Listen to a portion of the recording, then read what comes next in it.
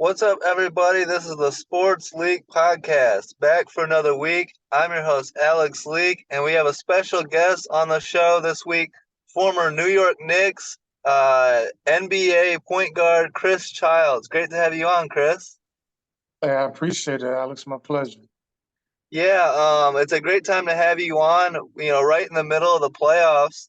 And the Knicks Pacers is an incredible series right now. Knicks up 2-0, and you were a part of some great Knicks Pacers playoff matchups yourself. What's it like to see the rivalry kind of reunited in New York and Madison Square Garden and Reggie and Spike Lee and all those guys?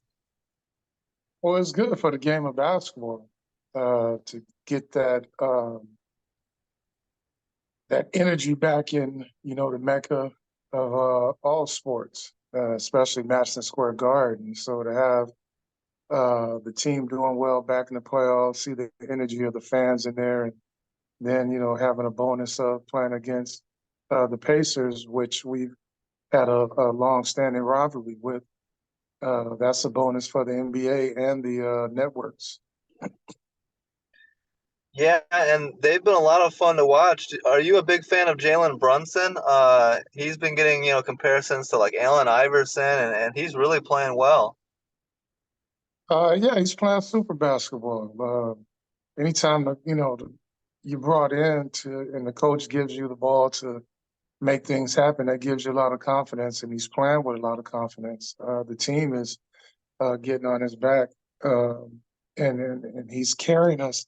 Excuse me, he's carrying the Knicks to a level uh, that's needed because they're not big, they're not tall.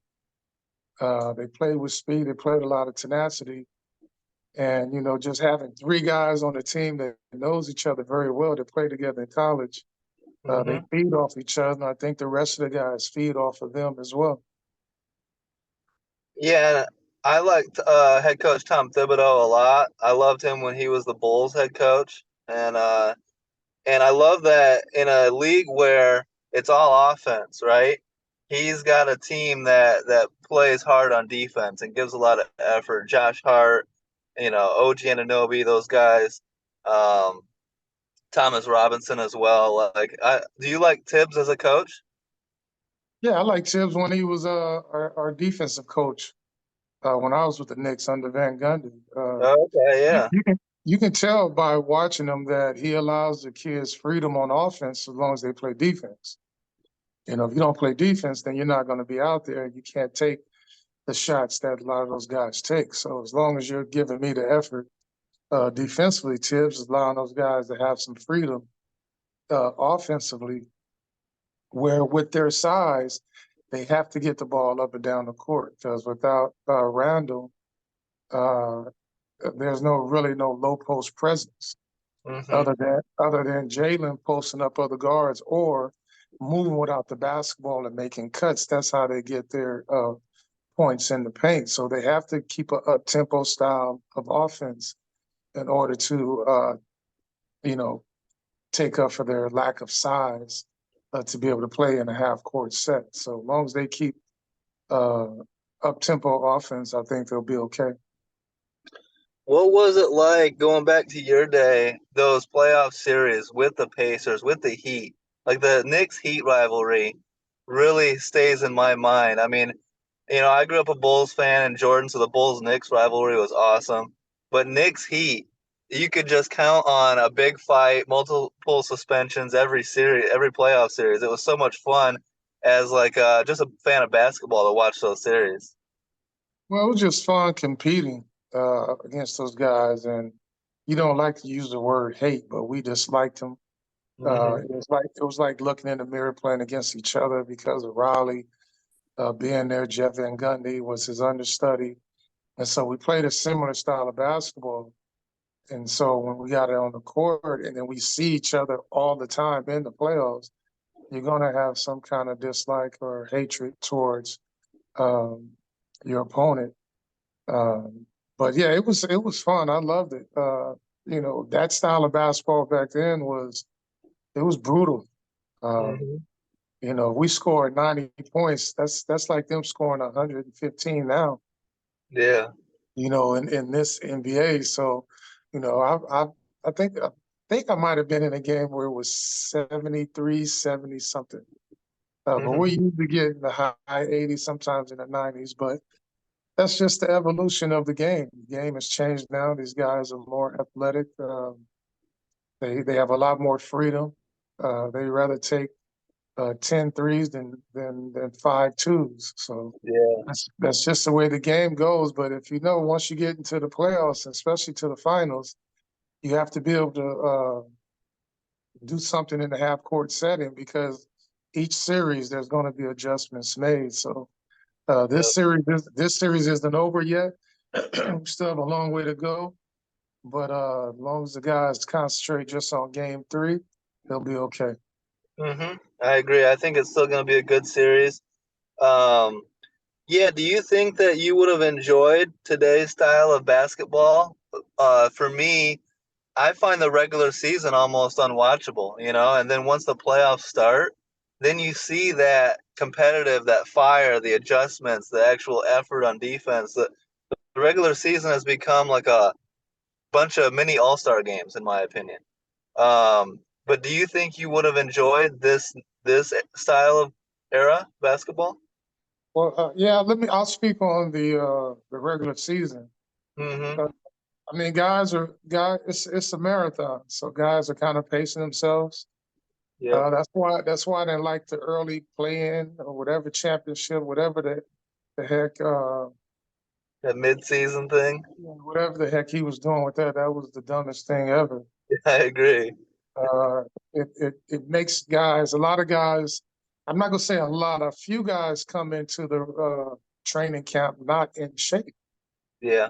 So you're forcing them to do, and they're veterans. You're forcing them to do something different to their body uh, during the mid season, and that's why a lot of it's catching up in at the end of the season in the playoffs. Guys are getting injured because guys are pacing themselves for a marathon.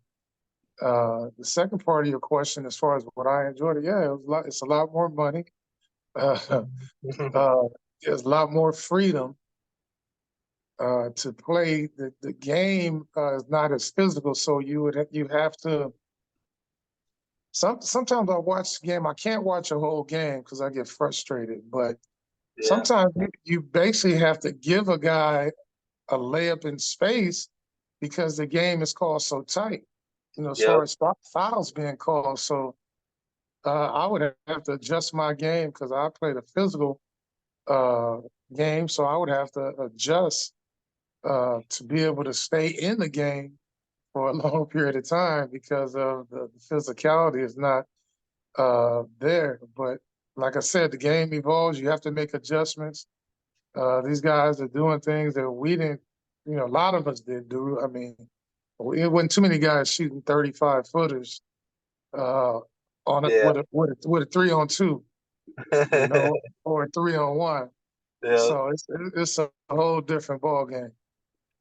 Um, yeah, I agree, and I liked your era so much better and your style of play. Even I like where you can bump on defense and be physical. Like I don't like that they call exactly on any layup. You're better off like it's smart to just give up the open layup so that you don't get that touch foul. And You have to be smart because the yeah. game. You have to know your referees. You got to know what you can get away with, what you can't get away with. Hmm. But there's no. I mean, I watch guys put their hands straight up. The centers, especially the kid for the Knicks. Yeah. I always forget his name, not Mitchell, but the other kid. Yeah. When you see those guys come through the basket, he just jumps straight up with his hands straight up in the air because any form of your arms going forward, they're going to call a foul, and if you swing and you make contact with a shoulder or head, it's a flagrant one. So you just have to Hmm. know who your refs are and try to make adjustments accordingly. Yeah, that's a major adjustment, major difference compared to, Ewing, Oakley, LJ, or Mason, or whoever they got down there. So, um, what was it like going up against like Michael Jordan and Rodman and those Bulls? Like, do you have? I mean, it's got to be cool to think back and think about. playoff series against like some of the all-time greats, some of the all-time great teams. Prime MVP Allen Iverson. Like, what was it like going up against these guys? Well, I enjoyed it. It was a challenge. It was tough. Like I said, you had to know your referee, so I had to know who was reffing the game, who was going to allow me to, be physical with Michael or be physical with AI or Kobe, Mm-hmm. um, all those guys. So I had to know what I can get away with, what I couldn't. You couldn't get away with too much with Michael because the referee is going to give him the Yeah. benefit of the doubt, but that shouldn't stop from you wanting to compete. And with me, other than AI, the other guys I was guarding were 3 inches taller than me, so I had to be physical and using my strength and my tenacity to give myself and my teammates a chance on each possession to get a stop. But I enjoyed it. Just, walking into the arena knowing you're going up against the Bulls, you're going up against the Heat, the Pacers, the Lakers. I mean, Mm-hmm. every team. I didn't take any team for granted because I came from the CBA, uh, and I was hungry till my last time that I stepped on the floor. So preparing for those guys, watching film, being in the locker room with your teammates, going over the game plan. Those are the type of things that I miss about being out there on the floor, um, and doing everything that you prepare for and having it work in your favor and getting a W. There's not a lot of things that take place of that other than me playing golf right now. Nice.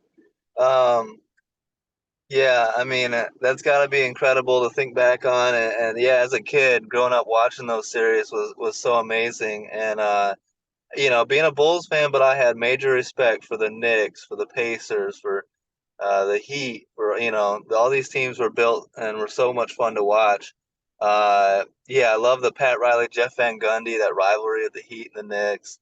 Um, for you, um, so when you played on the Knicks, that Madison Square Garden atmosphere, especially in these big playoff series, was so good.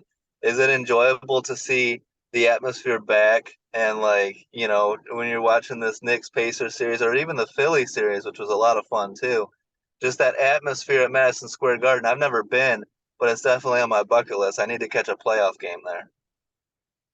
Yeah, I mean it's the Mecca, and it's a lot of history in that arena. Even though they made a lot of changes to it, they took the tunnel out, and all these different things they had previously when I was there and before I was there. To Hmm. see the energy of the fans, uh, it it uh it gets the players' energy going. Because I remember, a few years back watching the Knicks game, I would see half the fans there supporting the visiting team, Yeah. and yeah, that's a no-no. So seeing that has changed and seeing that everybody in that arena is coming to support the home team and giving those guys that energy boost when they need it, when they're down, in the third quarter or the fourth quarter, being down 8 points or 6 points with, 39 seconds left. You need the fans to give you that extra boost to go out there and complete the job at hand. And I see that. See the front row of the stars are there. I see the towels back waving. I see the energy, and it's gratifying that they're finally uh, back, showing what the Garden is made of, and it's good. Like I said, it's good for the NBA, and it's definitely good for the ratings. Looking at the bracket, it's looking like it's likely going to be Knicks and Celtics. And the Celtics, I watched last night blow game two at home to Cleveland. I just can't. I know how talented this Celtics team is, but I can't ever get around and support this team, believe in this team. Like they lose games they shouldn't. I think they're good enough to beat Cleveland, but if it's Knicks Celtics, I think the Knicks have a decent shot of beating Boston. Do you? I mean, that'd be pretty cool if the Knicks can get to the finals this year. Well, yeah, anybody has a chance once they're on the floor. Mm-hmm. But the thing with Boston is if they're not making threes, Yeah. you have a chance because they fall in love with the 3-pointer. Mm-hmm. They don't put a lot of pressure on the defense. Well, once the three's not falling, they're going to keep shooting them. So you can always get back in the game against them because of that. But if there's a opportunity that we get there to the Eastern Conference Finals against that team, I definitely like our chances because yeah, we shoot threes, but we can also put pressure on you inside the paint in Mm-hmm. transition or in a half court set with our pick and roll game Yeah. because they're going to switch a lot. But I think right now the main focus is to continue to concentrate on the task at hand. That's getting game three and continue putting pressure on Indiana and putting doubt in their mind that they can win a game. Yeah. 100%. And then when you look at the Western Conference, do you have your eye on any certain team? Do you like watching, like the Thunder? It's surprising that the Thunder get the 1 seed. They're in a 1-1 battle with Dallas. And then my favorite, I didn't think anyone could beat the Nuggets in a 7-game series going into the playoffs. And Minnesota being up 2-0 on them, winning the first two in Denver. I'm starting to wonder if maybe this is Anthony Edwards' year and the Timberwolves can get to the finals. That'd be a pretty crazy story right there. Yeah, it would. I've watched those, a few games this year. He's very talented. Edwards, SG is talented. I thought he was my Yeah, me too. MVP pick this year. A lot of these guys that get a pick uh, shouldn't really get a pick because they never played the game. Yep. Sports writers should just be sports writers. You should have players that were out there on the court competing Hmm. be the ones that have a pick. And people saw they were talking bad about Shaq, and he just had an opinion Yeah. that he thought that SG should have won it. And then they made a comment about he said it to his face. Well, how else would you want him to say it? You don't want him saying it behind his back. So he was the man enough to tell him to his face that he thought the other guy won. So it's just how the internet rolls. But Yeah. um, yeah, these young kids, man, that Edwards, I saw him in high school in Georgia. I knew the kid was going to be special, but I didn't think he would be uh, at that level that this soon. Yeah. And with SG, with him getting traded, never thought that he would go to OKC and that become his team and that the team be that successful. So, yeah, if Minnesota was to make it to the upset, um, Denver would be amazing. But you can never count the champs out. They, Mhm. losing, the first two games were they were in Denver, right? Yeah. It's Yeah, they were crazy. in Denver. So to lose the first two in Denver, that's gonna be a Yeah. tough hill to climb on the road. But like I said, they're defending champ. Uh, they have championship pedigree, heart. So we'll see what happens in game three. Yeah. And then I love the young Thunder, but I still find myself rooting for Dallas. I like Jason Kidd as the coach. I want to see Luca, go on one of these runs. And Kyrie has been incredible this year. Are you a Kyrie fan, being a former point guard? Oh yeah, I enjoy watching him play the game. When you have a mixture of a Rod Strickland and a Kobe Bryant in your game, Yeah. um, that's uh, that's paid TV. That's somebody that I would pay to watch Yeah. because he's that talented. And to be able to do the things and go to the bat and finish left and right handed, whether it's a layup or a jump shot, there's not a handful of guys that's ever played the game that can be able to do that. And Rod was one of them. Mhm. And Kyrie is the 2.0 of Rod Strickland with a mixture of Rod and Kobe. So yeah, he's very exciting basketball player, and I love watching him play. Nice. That's great to hear. And yeah, I can't wait to see who we get in these NBA finals. This is one of those years where outside of Denver and Boston, but really they're beatable, and the door seems open for anyone to take it. So I'm excited to see what happens the rest of the second round and conference finals and get to the NBA finals. But I really appreciate you taking the time to come on, Chris. It's awesome to talk some basketball with you and enjoy these NBA playoffs. Um, do you see the people like kind of trying to hate on the '90s and say like the '90s wasn't a super talented era? Like Jordan just took advantage of it because of the expansion era and blah blah blah.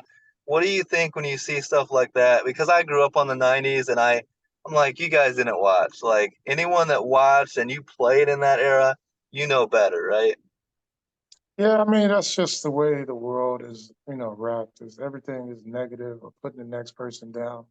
Yeah. Uh, there were players before us that started this whole um, evolution of the game of basketball. So, Hmm. even when he had, George Mikan and, all these other players, older players, you had the Walt Fraziers, you had the Bob Cousy's, you had all these different great players, Havlicek, I mean, I can just name Magic, Bird, all these different guys are great in their era, and these guys are great in theirs. Yep. Uh, but to put anybody down that played a professional sport, Yeah. you're some of the best players in the world. Yep. I think it's unjust to the work that that individual or those players put in to make it at that level. So I would never put another player down. I don't care if it's the 15th man on the team that, doesn't get to play that much, but he's on the team. I would never put that person down because he is a part of some of the best, some of what is it, 300 some players in the NBA or two, I don't know the number, but Hmm. you're one of the best players in the world that year. Yeah. So each year that you play in the league, and when you're done playing, you can never take that away because you played in a professional sport, whether it's NBA, NFL, hockey, tennis, baseball, whatever. You Yeah. were one of the greats. So to put another professional down is disrespectful. It's not right. Um, Everybody has their time. Um, I don't like the GOAT conversation because everybody uh, in their era was at the best at that time. Yeah. I So agree. let that person be great, and just people have to understand that these players have kids, they have grandkids, they have wives, sister, mothers, whatever, and they hear that stuff too because it can affect them. So let's not do that. Let's just let these guys uh, be enjoyable to those who enjoyed watching them, the fans, their family, and let the critics just, do their job. But they have to also be reminded that we played the game and some of them did. Exactly. We sacrifice a lot of things in our lives to be professionals. So people just need to keep that in mind when they're making comments because it not only affects the individual, it can affect their families as well. Yeah, 100%. That's great to hear. And yeah, I'm one of those that works hard to try to educate fans. That's why I love bringing on players from past eras like yourself. And we had Sydney Moncrief on a couple weeks ago, and love educating fans and going back and watching past games. And you know, the more you watch, the more you understand just how talented everyone was in their different eras, and 100%. So I really appreciate you taking the time, Chris. This was awesome to have you on the show, talk some playoffs. Go Knicks. And Yes, sir. I can't wait to watch the rest of these playoffs. Thanks, man. Yeah, you're welcome, man. Enjoying. It's my pleasure. Yeah, 100%. Appreciate you so much. Thanks for everyone who listened and watched. Don't forget to like, subscribe, leave a comment. Let us know what you think, and have a great week, guys. Peace out. Take care, man. Thank you.